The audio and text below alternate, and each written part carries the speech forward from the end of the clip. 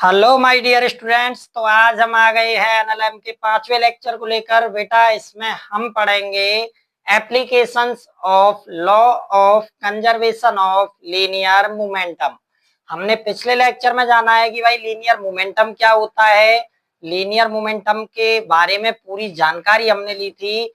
Linear momentum का हमने formula derive किया था और लास्ट में हमें एक टर्म निकल कर आई थी बेटा, m1u1 plus m2u2 equals to होता है बेटा m1v1 plus m2v2।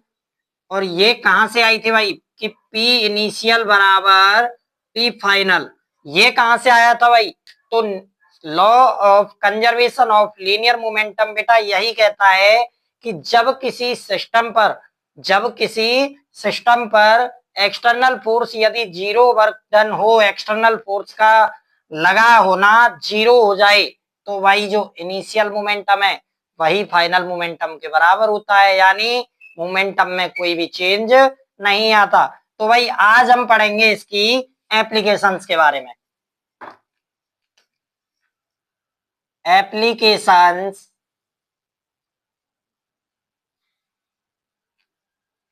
Of LCLM,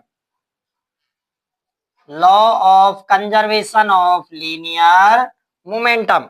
तो बेटा अब अपन इसके बारे में जानते हैं। तो पहला जो लॉ है और पहला जो इसका एप्लीकेशन है वो है बेटा रिकॉइलिंग ऑफ या रिकॉइल ऑफ गन।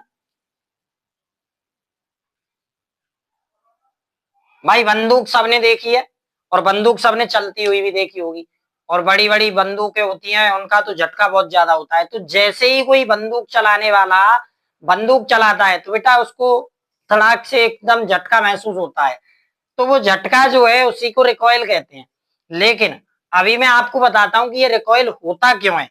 तो बेटा सपोज दैट ये एक बंदूक है,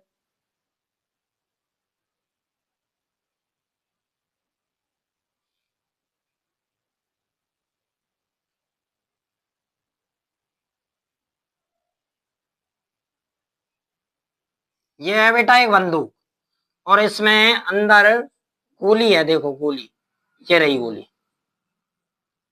ये रही गोली। और बेटा जैसे ही अब मैं आपको इसकी मैकेनिक्स बताता हूं कि इसमें होता क्या है। बेटा जैसे ही हम बंदूक, अरे बंदूक में ट्रिगर तो बनाया ही नहीं भाई, बिना ट्रिगर के तो चलाएंगे कैसे? तो चलाने के लिए भी तो कुछ चाहिए। हाँ अब लग रहा है, देखो दिवाली आ रही है वैसे भी है ना, तो बंदूक का काम पड़ता है। तो एक बार देखेंगे, जैसे ही बेटा ट्रिगर को हम दबाते हैं तो ट्रिगर को प्रेस करने के बाद तुरंत प्रभाव से इसमें ये जो पीछे जो पिन होती है, पिन, ये पिन गोली से टकराती है।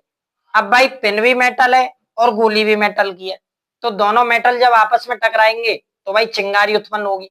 और जैसे ही चिंगारी उत्पन्न होती है तो बेटा जो गन पाउडर होता है, जैसे हम आम भाषा में बारूद बारूद बोलते हैं, बेटा गन पाउडर में लगती है आग, और गन पाउडर में आग लगती है तो गन पाउडर में आग लगने के बाद बेटा जो भी इसमें गैसेज होती हैं वे गैस बंदूक पर बेटा एक फोर्स लगाती हैं। और हम लोगों ने अभी पिछले ही लेक्चर में जाना है कि यदि किसी भी वस्तु पर बल लगाया जाता है तो वह बदले में प्रतिक्रिया बल लगाती है। यही तो है भाई न्यूटन की गति का तीसरा नियम, क्रिया प्रतिक्रिया। तो जैसे ही गैसें लगाएंगी बंदूक पर फोर्स, तो बंदूक लगाएगी भाई गोली पर फोर्स, और गोली पर फोर्स लगेगा तो गोली चल जाएगी। ये तो है भाई मैकेनिक्स। लेकिन इस सब में भाई हमने और आपने देखा है कि जो भी क्रिया विधि हुई है वो इसके इंटरनल फोर्स ही तो है। भाई गोली और बंदूक दोनों ने ही तो किया है जो भी किया है, कोई बाहर से तो नहीं आया। यानी भाई एफ एक्सटर्नल जो है वो तो बेटा जीरो ही है ना, और जब एफ एक्सटर्नल जीरो है तो मैं लिख सकता हूं पी इनिशियल जो होगा वही पी फाइनल होगा, लिख सकते हैं। और बेटा पी इनिशियल क्या होगा? m1u1 गोली का मास, गोली का प्रारंभिक वेग, प्लस m2u2 ये बेटा बंदूक का मास और बंदूक का प्रारंभिक वेग, ये बराबर होगा भाई m1v1 प्लस m2v2। अब भाई इनिशियल में क्या हुआ है कि गोली का भी प्रारंभिक वेग जीरो है और बंदूक का भी। भाई जब गोली चली ही नहीं है तो कोई झटका मिलेगा क्या? कोई वेलोसिटी आएगी क्या गन के पास? कुछ नहीं। तो बेटा M1U1 हो जाएगा 0, M2U2 हो जाएगा 0। लेकिन बाद में क्या हुआ होगा, गोली का जो मास है वो है बेटा मास ऑफ बुलेट, और वेलोसिटी क्या होगी, वेलोसिटी ऑफ बुलेट, BB से इसको हम डिनोट कर देते हैं। प्लस M2 क्या है भाई, गन का, तो mass of gun into velocity of gun. और बेटा जो वेलोसिटी ऑफ गन है वही तो रिकॉइलिंग वेलोसिटी है, उसको वेलोसिटी ऑफ रिकॉइल भी बोल सकते हैं। रिकॉइल क्या होता है भाई, रिकॉइल है झटका, और झटका किसको लगता है, बंदूक को, यानी बंदूक में वेग आता है और वही हमें निकालना होता है, बहुत बार हमसे पूछा जाता है। तो बेटा यहां से यदि मैं वेलोसिटी ऑफ रिकॉइल निकालूंगा तो आएगा बेटा -mv/bv अपॉन में mg। ये है बेटा वेलोसिटी ऑफ रिकॉइलिंग या रिकॉइल वेलोसिटी। अब ये बताना क्या चाह रहा है, माइनस साइन यहाँ पे क्या दिखा रहा है कि जो वेलोसिटी बुलेट की है, बुलेट की वेलोसिटी की डायरेक्शन के अपोजिट डायरेक्शन में। अब भाई ऐसे शूट करते हैं ऐसे, तो गोली जाती है सामने तो झटका लगता है पीछे, तो भाई गोली की जो वेलोसिटी है वो बेटा सामने की तरफ है, तो झटका किधर लगेगा, पीछे की तरफ। ये माइनस साइन इसी चीज को शो करता है, एक बार इसे नोट करेंगे।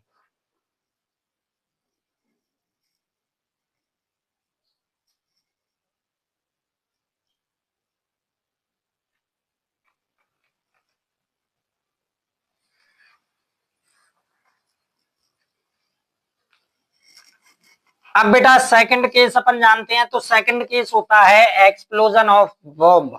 अरे बम फोड़ते हैं ना, दिवाली पे भी बहुत फोड़ेंगे, अभी आ रही है कुछ दिन बाद, 10-12 दिन और हैं फिर दिवाली।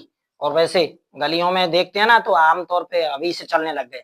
तो बेटा सेकंड जो है, सेकंड एप्लीकेशन है explosion of bomb, explosion of बम्ब। अब भाई बम्ब कैसे चलता है एक बात बताओ, मैं आपको एक बात बताता हूँ, बम्ब फूटता कैसे है और किस प्रकार इसकी मैकेनिक्स है। तो बेटा सपोज दैट ये एक बम्ब है, गोला है ना, बड़ा गोला, और ये मैंने मान लिया कि दो पार्ट में फट रहा है। कितने में फट रहा है बेटा, दो पार्ट में ये फटा। इसका मास होगा बेटा m1 और इसका मास होगा m2, और मैंने मान लिया कि ये जो m2 है ये इधर जा रहा है b2 से, b2 से, ठीक है भाई। भाई M2 तो V2 मैंने वेग ले लिया, लेकिन मैं M1 का कोई वेलोसिटी आपको नहीं बता रहा हूँ कि किधर होगा, ये हम फाइंड आउट कर दें। तो बेटा बॉम्ब जो एक्सप्लोड होता है, बॉम्ब जो फटता है, इसमें भी कोई बाहर से जोर थोड़ी लगाता है भाई, इंटरनल गैसेस की वजह से जो फोर्स लगता है उसी की वजह से बॉम्ब एक्सप्लोड होता है। तो यहाँ पे भी हम कह सकते हैं भाई एफ एक्सटर्नल क्या है, 0। और जब एक्सटर्नल फोर्स 0 तो बेटा इनिशियल मोमेंटम और फाइनल मोमेंटम दोनों हो जाएंगे बराबर, और इनिशियल फाइनल बराबर, तो बेटा m1u1 प्लस m2u2 बराबर होगा भाई m1v1 प्लस m2v2। अब भाई जब बॉम्ब रखा था केवल, फटा नहीं, उससे पहले का क्या है भाई, तो मोमेंटम तो कंजर्व रहता है, और कंजर्व रहता है, लेकिन भाई वेलोसिटी तो 0 थी, और वेलोसिटी 0 तो बेटा m1u1 0, m2u2 0। क्यों, क्योंकि फटा ही नहीं, फटा नहीं तो कोई वेलोसिटी नहीं आई। अब भाई फटने के बाद क्या होगा, m1 पार्ट चल रहा है बेटा v1 से, हमें नहीं पता किस दिशा में चल रहा है, लेकिन हमने मान लिया कि v1 वेलोसिटी के साथ चल रहा है। m2 पार्ट बेटा चल रहा है v2 से। अब यहां से अगर मैं v1 निकालूं तो बेटा v1 आएगा माइनस का m2v2 बाई m1। इसका मतलब क्या है बेटा, इसका मतलब है भाई कि जिधर v2 है, v2 के नेगेटिव डायरेक्शन में v1 है, तो ऑटोमेटिक मैं लगा सकता हूं कि ये v1 इधर होगा भाई, क्योंकि v2 इधर तो v1 in the opposite direction of v2। तो बेटा एक बार इसे भी नोट करेंगे, ये है भाई बम्ब का एक्सप्लोजन सिद्धांत। इसी को बोलते हैं कि कैसे बम्ब फटा, किधर किधर जाएगा, बिखरता कैसे है, बम के टुकड़े चिथड़े कैसे उड़ते हैं, वो चीज अभी आपने देख ली, इसको नोट करेंगे एक बार।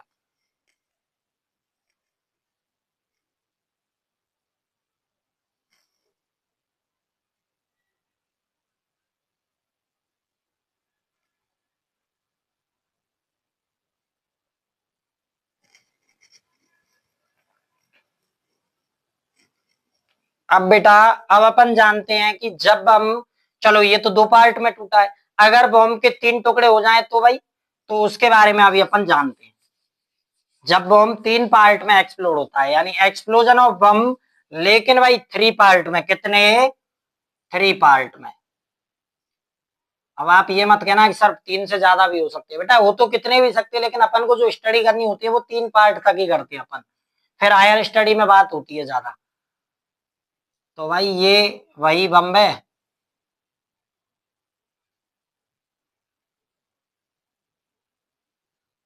ये 3 पार्ट में बेटा एक्सप्लोड मैंने मान लिया, 3 पार्ट में। और इसको ऐसे ना करके और अच्छा फोड़ूं, और अच्छे से फोड़ते हैं, चलो और अच्छे से फोड़ते हैं, इसको ऐसे फोड़ते हैं भाई, ऐसे। अब देखो, अब 3 पार्ट बहुत अच्छे से देखेंगे, 3 डायरेक्शन में। बेटा ये है M1, ये है M2, और ये है M3। M1 मैंने मान लिया भाई ऊपर की तरफ जाएगा B1 से, M2 जाएगा भाई B2 से, और M3 हमें ज्ञात करनी है। तो बेटा भाई, अब बम फटा है तो भाई कैसे फटा है, इंटरनल फोर्सेस की वजह से। एक्सटर्नल फोर्स तो कोई होगा नहीं, और एक्सटर्नल 0 होगा, तो बेटा P इनिशियल बराबर होगा 0, और P फाइनल भी क्या होगा बेटा, 0। कैसे, इनिशियल का 0 बनता है भाई, इनिशियल का 0 बनता है। कैसे भाई, कि P1 vector plus P2 vector plus P3 vector, तीनों भाई कैसे होंगे, 0। क्यों होंगे, क्योंकि भाई जब इनिशियल मोमेंटम 0 तो इन मोमेंटम का वेक्टर सम भी क्या होगा भाई, 0। अब भाई P1 और P2 को देखो, मैंने आपको बताया था कि मोमेंटम की डायरेक्शन वही होगी जो वेलोसिटी की डायरेक्शन है। तो बेटा अगर मैं कहूं कि P2 की डायरेक्शन इधर है जिधर V2 है, तो ये गलत तो नहीं है, सही बात है। और भाई B1 की तरफ P1 की डायरेक्शन है, तो ये भी सही बात है। तो इसका मतलब बेटा कि P1 और P2 का एक मैं अगर रफ डायग्राम बनाऊं, तो ये है बेटा P1, और ये है बेटा P2, और इसका एक नेट निकल के आएगा जिसे अपन रिजल्टेंट बोलते हैं। यानी P1 और P2 की जगह पे अगर मैं लिख दूं resultant vector plus P3 vector, ये होगा बेटा 0 के बराबर। यानी ये चीज क्या बताना चाह रही है कि भाई रिजल्टेंट के अपोजिट डायरेक्शन में P3 होगा, P3 रिजल्टेंट के अपोजिट डायरेक्शन में होगा। बेटा यहां से अगर मास ऑफ थर्ड पार्टिकल में निकालना चाहूं, तो वो क्या होगा, P1 वेक्टर पे स्क्वायर प्लस P2 वेक्टर पे स्क्वायर अपॉन में B3। इसका मतलब क्या भाई, कुछ नहीं किया, P3 वेक्टर का स्क्वायर बराबर P1 का स्क्वायर प्लस P2 का स्क्वायर। फिर मैंने वो P3 क्या होगा, M3V3, वो M3V3 ना लिख के पूरा सॉल्व करके, क्योंकि स्लाइड छोटी है अपनी, इस वजह से सॉल्व करके पूरा का पूरा यहाँ पे लिख दिया है। तो एक बार बेटा इसे भी नोट करेंगे।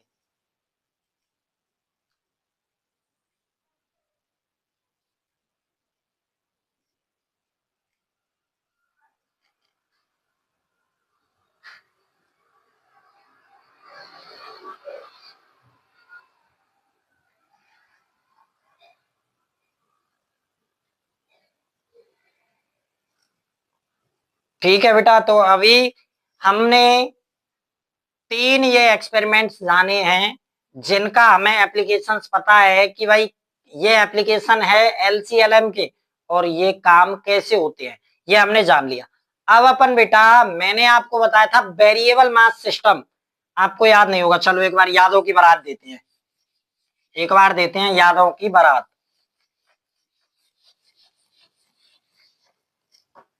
तो भाई यादों की बारात,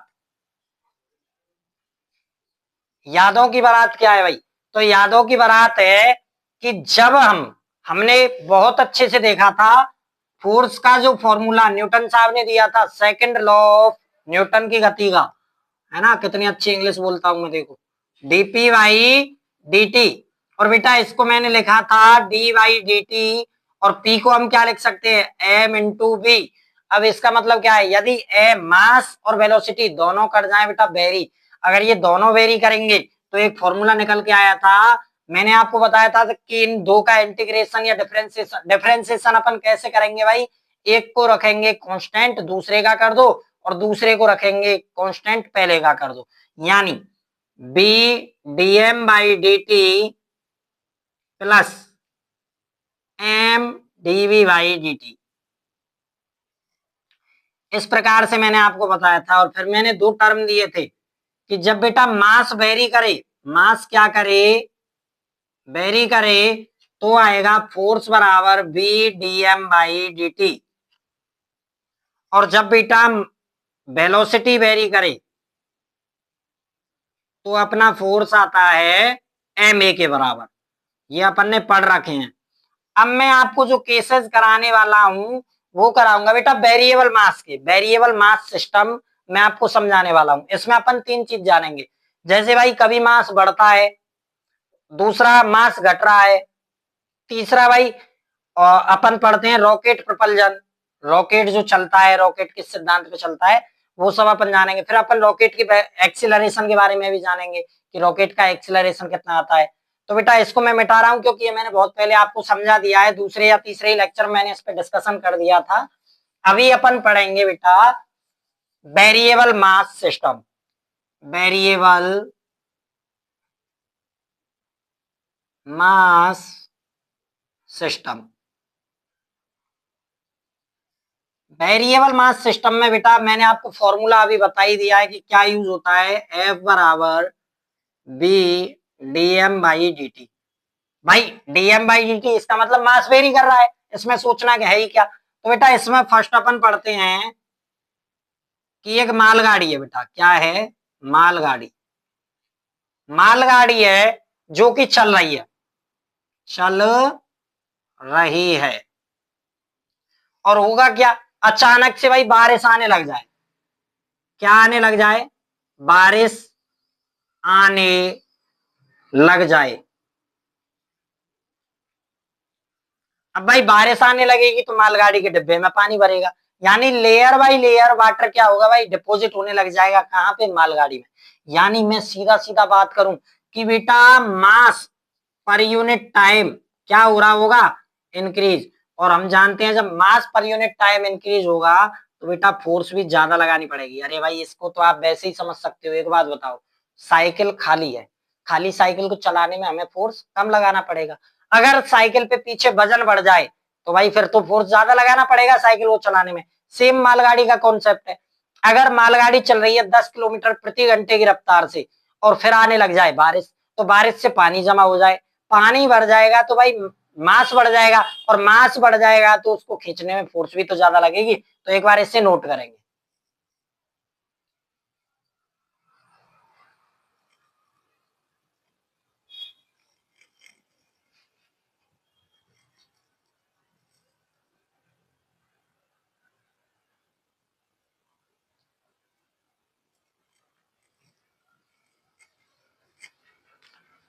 अच्छा भाई, बहुत के मन में सवाल एक आ रहा होगा कि सर हमने ये DM by D T increase किया, फोर्स इंक्रीज किया, आखिर फोर्स इंक्रीज किया ही क्यों।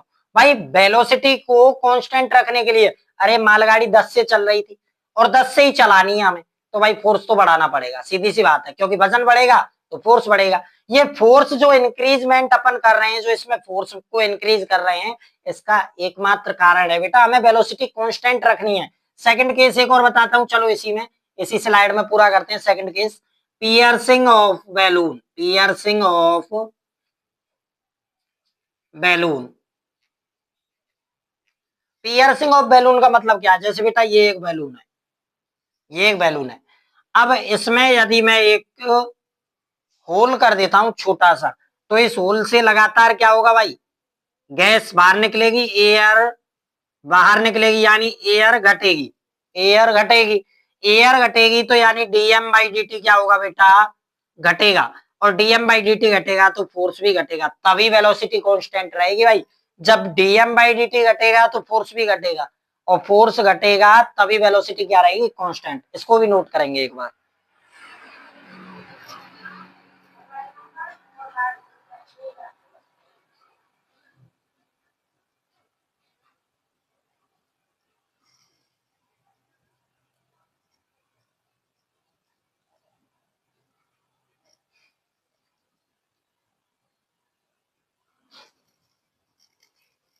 ठीक है भाई, अगला अपन से पूछा जाने वाला जो मोस्ट और अच्छा सवाल बनता है, रॉकेट प्रपल्जन के द्वारा बनता है। रॉकेट प्रपल्जन में हमसे एक्सेलरेशन पूछ लिया जाता है, तो बेटा मैं इसको मिटाता हूं और फिर आपको समझाता हूं कि रॉकेट प्रपल्जन क्या है।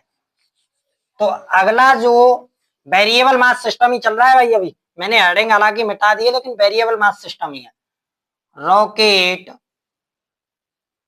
प्रपल्जन, आपकी हमारी भाषा में रॉकेट प्रणोदन, हिंदी भाषा में यदि बात करें रॉकेट को उड़ाना, सीधी सीधी बात करें तो रॉकेट को उड़ाना। This is the third application of variable mass system. तो बेटा होता क्या है, आप सबने रॉकेट को उड़ते हुए देखा होगा, जैसे टीवी पे दिखाया जाता है। जब जब भारत ने तो बहुत सारे रॉकेट लॉन्च किए हैं और लॉन्च करते हैं तो उनको बहुत अच्छे से दिखाया जाता है और दिखाते हैं बेटा। तो आपने देखा होगा, आप ये तो कहना मत सर इसमें वेरिएबल मास सिस्टम में आप ये लगा दो कि जब रॉकेट उड़ता है तो उसका रोवर अलग हो जाता है, उसका सिलेंडर अलग हो जाता है, उसके पार्ट्स अलग होकर गिरने लगते हैं और फिर लास्ट में एक रॉकेट बचता है। वो अलग कॉन्सेप्ट है बेटा। लेकिन मैं जो बात बताने वाला हूँ, मैं बताऊंगा आपको फ्यूल के बारे में। अरे जो मेन जो मास में डिक्रीजमेंट कराता है, जो डिक्रीज होता है मास, किसकी वजह से होता है भाई? फ्यूल की वजह से। भाई एक बात बताओ, रॉकेट स्टार्ट होता है तो कितनी तेज आग लगती है। जो आग लगती है बेटा वो फ्यूल की वजह से लगती है। अच्छा, रॉकेट में जो फ्यूल होता है वो बेटा पेट्रोल डीजल नहीं होता, लिक्विड हाइड्रोजन लिक्विड ऑक्सीजन भरा जाता है। क्यों? क्योंकि इनसे आग उत्पन्न होती है, गैसेज उत्पन्न होती हैं। ये गैसें हैं, बहुत अच्छे से जलती हैं और बहुत अच्छे से जलती हैं तो फोर्स लगता है जमीन पे। यहाँ पे भी न्यूटन गति का तीसरा नियम ही काम करता है कि जो गैसें हैं, जो बर्निंग फ्लेम्स हैं, वे बेटा लगाती हैं अर्थ पे फोर्स और अर्थ लगा देती है फिर रॉकेट पे फोर्स। इस प्रकार रॉकेट उड़ जाता है। वो बात दूसरी है, लेकिन मैं आपको बता दूं यहाँ पे क्या केस है कि बेटा फ्यूल कम होता है। जैसे ही रॉकेट चलता है तो फ्यूल कम होता है और फ्यूल कम होना यानी भाई डीएम बाई डी टी घट रहा है और डीएम बाई डी टी घट रहा है तो फोर्स भी घटेगा। और ये सब कर क्यों रहे भाई? वेलोसिटी कांस्टेंट रहे। कैसी रहे? कांस्टेंट रहे, इसलिए। अब भाई जो फोर्स यहाँ पे लगता है, मैंने आपको बताया है फोर्स जो है बेटा b D M by D t. इस फोर्स को यहाँ पे एक अलग नाम दिया जाता है। इस केस में, रॉकेट प्रपल्जन के केस में, इस फोर्स को बेटा कहते हैं अपथ्रस्ट फोर्स। अपथ्रस्ट फोर्स यानी ऊपर ले जाने वाला बल। इसी की वजह से बेटा रॉकेट जो है वह ऊपर जा पाता है। एक बार इसको नोट करेंगे, फिर एक अपन इसके एक्सीलरेशन के बारे में जानते हैं जहां से अपन पे सवाल पूछा जाता है।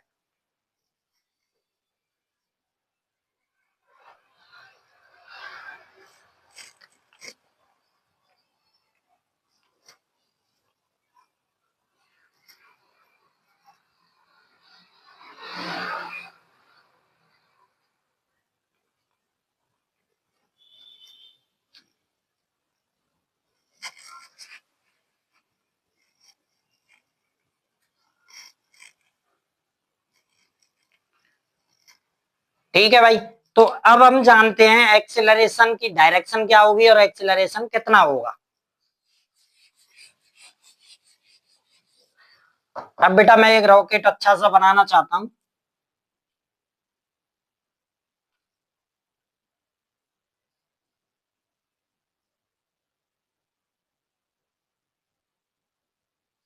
हाँ बस ठीक है, जो है अच्छा है, जैसा है बनाया अच्छा है। बेटा इस पे मैं आपको दो चीज दिखाता हूँ। ये जब रॉकेट उड़ रहा है तो भाई इस पे ऊपर की दिशा में जो फोर्स अपथ्रस्ट फोर्स लगेगा, मैंने अभी अभी बताया है। अपथ्रस्ट फोर्स की वजह से रॉकेट उड़ पाता है। और बेटा अर्थ भी तो इस पे एक फोर्स लगाएगी, उसे हम कैसे इग्नोर कर सकते हैं भाई? अर्थ का जो फोर्स है वो कौन सा होता है? एफ जी, यानी ग्रेविटेशनल फोर्स। भाई अर्थ भी तो इस पे एक फोर्स लगाएगी। अच्छा, अब आप ही बताओ, अगर ये रॉकेट ऊपर उड़कर जा रहा है तो कौन सा वाला फोर्स ज्यादा होगा? ऑब्वियसली अपथ्रस्ट फोर्स ज्यादा होगा। अब बेटा एक बात बताओ, अगर मैं लिखूं force on system is equals to mass of system into acceleration of system, और इसमें भी फोर्स में भी नेट, कौन सा फोर्स? Net force. भाई एफ बराबर एम ए ही है, ये दूसरा रूप है बस उसका। इसको ऐसे भी तो लिख सकते हैं एफ बराबर एम ए। लेकिन इसमें एक थोड़ा सा दिक्कत है कि ये जो फोर्स होता है ना, ये बेटा नेट फोर्स होता है। और नेट फोर्स है तो यहाँ पे नेट क्या होगा भाई, ऊपर कौन ले जा रहा है, अपथ्रस्ट, इसमें से एफ जी अपोजिट डायरेक्शन में लग रहा है, ये इक्वल्स टू होगा बेटा मास इनटू एक्सीलरेशन। कोई दिक्कत यहाँ तक? भाई देखो नेट फोर्स क्या होगा, एक ऊपर है एक नीचे है और वस्तु जा रही है ऊपर, तो यानी चलाने वाला फोर्स माइनस रोकने वाला फोर्स, यही होगा भाई नेट फोर्स। और अगर इसमें मास का डिवाइड कर दें तो चलाने वाला फोर्स माइनस रोकने वाला फोर्स अपॉन टोटल मास, ये बेटा एक्सीलरेशन होता है। अब भाई अब थ्रस्ट फोर्स क्या है, b D M by D t, अभी पिछली स्लाइड में मैंने बताया है, b D M by D t minus gravitational force क्या होगा, एम जी के बराबर, इसमें कौन सा सोचने वाली बात है, एम जी बराबर क्या होगा भाई, एम ए। अब बेटा इस एम को अगर मैं इन दोनों के नीचे ले जाऊं इस एम को, तो यहां से लास्ट में जो एक्सेलरेशन आएगा v by m d M by D t minus, अब भाई ये एम इसके भी नीचे, ये एम इस वाले के नीचे लिया तो ये आ गया, ये एम अब इसके नीचे आएगा तो भाई क्या बचेगा जी, ये क्या होगी भाई एक्सीलरेशन, क्या होगी एक्सीलरेशन ऑफ रॉकेट। अब भाई एक बात बताओ, एक बात बताओ, बहुत अच्छे से पढ़े लिखे आदमी हो तुम सभी, आदमी तो नहीं बच्चे हो, एफ ऑफ थ्रस्ट जो है एफ ग्रेविटेशनल से ज्यादा है अपथ्रस्ट ग्रेविटेशनल से, तो बेटा एक बात बताओ डायरेक्शन ऑफ मूवमेंट क्या होगी, अपथ्रस्ट की तरफ। जब पार्टिकल या ऑब्जेक्ट या रॉकेट अपथ्रस्ट फोर्स की तरफ मूवमेंट कर रहा है, अर्थात इसका मतलब क्या है, एक्सीलरेशन भी तो इसका ऊपर ही होगा। यानी भाई बड़ी बात निकल के आई है, बहुत बड़ी, कि F net and A net दोनों की डायरेक्शन भाई क्या होगी, सेम, क्या होगी, सेम लिखो या ऑलवेज सेम लिखो, ये बहुत बड़ा कॉन्सेप्ट है इसका लास्ट में। तो इसको एक बार बेटा नोट करेंगे, उसके बाद अपन आगे बात करेंगे, ठीक है भाई। तो अब हमने जान लिया है सब कुछ, जो भी एप्लीकेशन थे एलसीएलएम के, या हमने रॉकेट को उड़ाना भी सीख लिया, बम को फोड़ना सीख लिया, बंदूक को चलाना सीख लिया। भाई ट्रेनिंग किस चीज की चल रही है, आतंकवादी बनाने की तो नहीं चल रही, नहीं बेटा, ये पढ़ाई सभी जरूरी होती है, क्योंकि भाई आतंकवादी सब कुछ नहीं होते, साइंटिस्ट भी तो होते हैं, साइंटिस्ट लोगों को भी तो कुछ करना होता है जीवन में, तो बेटा तुम सब साइंटिस्ट हो भविष्य के, है ना। तो अभी अपन जानते हैं क्या क्या जानेंगे, जानेंगे 3 सवाल, 3 नहीं चलो 2 ही करा देता हूं, 2 से थोड़ा समझ में आ जाएगा अच्छे से। बेटा एक ब्लॉक है जिसका मास है 5 kg, इस पे बेटा 10 न्यूटन फोर्स इधर की तरफ है इन द डायरेक्शन ऑफ तीर, क्या बात है, और 2 न्यूटन फोर्स बेटा इधर है इन द डायरेक्शन ऑफ तीर। तो बेटा इस पे एक्सेलरेशन पूछा है, एक्सेलरेशन क्या होगा, तो भाई एक्सेलरेशन क्या होगा अपन बहुत अच्छे से जानते हैं, एफ बराबर क्या होता है एम ए, यानी फोर्स चाहिए, और फोर्स कौन सा होता है बेटा, नेट फोर्स। नेट फोर्स क्या होगा, 10 खींचने वाला 2 रोकने वाला, भाई 10 लोग खींच रहे हैं 2 लोग रोक रहे हैं, तो 8 लोगों की शक्ति किधर जाएगी भाई, खींच के ले जाएगी। इक्वल्स टू मास हमें दे रखा है 5 और एक्सेलरेशन हमसे पूछा गया है, तो भाई यहां से एक्सेलरेशन क्या होगा बेटा 8/5 मीटर पर सेकेंड स्क्वायर। ये तो हो गया बेटा पहला सवाल। एक सवाल और देखते हैं, अच्छा सवाल, ये है बेटा 10 किलोग्राम का एक ब्लॉक है जिसपे नीचे की तरफ लग रहा है 3 न्यूटन फोर्स और इधर लग रहा है 4 न्यूटन फोर्स, और भाई अब पूछा गया है वस्तु का एक्सीलरेशन क्या होगा। टेंशन है, नहीं है बेटा, टेंशन नहीं लेने का, 2 एक्सेस में यदि दे रखा है तो हमको तो आता है ना, अभी हमने किया भी था, वेलोसिटीज 2 थी, वेलोसिटीज के साथ फिर मैंने मोमेंटम 2 लिए और दोनों का रिजल्टेंट निकाला, तो इधर भी इनका क्या निकलेगा बेटा, रिजल्टेंट फोर्स, जो कितना होगा 5 न्यूटन। आप सभी जानते हो कैसे निकलेगा, स्क्वायर रूट के अंदर 3 का स्क्वायर प्लस 4 का square equals to resultant force, तो बेटा 5 न्यूटन रिजल्टेंट फोर्स है। अब यदि मुझसे कोई पूछे एफ बराबर एम ए, एफ बराबर एम ए, तो फोर्स कितना है भाई 5, एम क्या है भाई 10, एक्सेलरेशन पूछा है तो एक्सेलरेशन बेटा होगा 5/10 0.5 मीटर पर सेकेंड स्क्वायर। आ गया समझ में?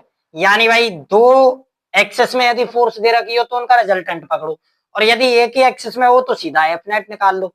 इसको एक बार करेंगे नोट, उसके बाद अपन पढ़ते हैं बेटा contact and non contact forces. ठीक है बेटा, तो अभी इसको मिटाते हैं और अब अपन करेंगे बात कॉन्टैक्ट और नॉन कॉन्टैक्ट फोर्सेस की।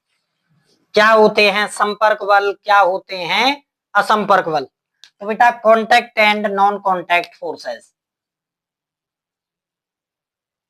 एक साइड में मैं लिख रहा हूं कॉन्टैक्ट फोर्स, दूसरी साइड में मैं लिख रहा हूं बेटा non contact force. Non contact force भाई नाम से ही क्लियर हो रहा है, contact force which are applied when bodies are in physical touch. यानी भाई जब टचिंग होगी, क्या होगी, touching which are applied when bodies are in physical touch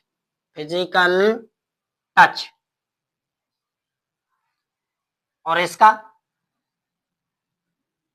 सीधा सा सीन है, इसमें कांटेक्ट था यानी टच में आया, इसमें नॉन कांटेक्ट है यानी नॉट इन टच। सीधा लिख रहा हूं भाई नॉट इन फिजिकल टच। अब बेटा कांटेक्ट फोर्स कौन कौन से हैं जो हमने अब तक पढ़े हैं या हम पढ़ेंगे। तो बेटा पहला फोर्स है मैकेनिकल फोर्स। ये कौन सा फोर्स है, किसी भी वस्तु को खींचना, दबाना, धक्का मारना, खींचतान जो हम करते हैं। स्कूल में यदि किसी का बस्ता इधर रखा है वो उठा के फेंक दिया, ये सब फोर्स क्या है बेटा, कांटेक्ट फोर्स, क्योंकि दो वस्तुएं आपस में कांटेक्ट में आ रही हैं। सेकंड क्या है भाई, फ्रिक्शन। तीसरा क्या है भाई, टेंशन। चौथा क्या है भाई, स्प्रिंग। पांचवा क्या है भाई, नॉर्मल। ये सब फोर्स हैं बेटा, ये जितने भी फोर्स मैंने लिखे हैं ये सब कांटेक्ट फोर्स में आते हैं। इन सब में फिजिकल टच की आवश्यकता पड़ती है बेटा। लेकिन नॉन कांटेक्ट कौन कौन से हैं जो हमने अब तक देखा है भाई, अभी तक जिसके बारे में अथाह पढ़ते हुए आए हैं, ग्रेविटेशनल फोर्स।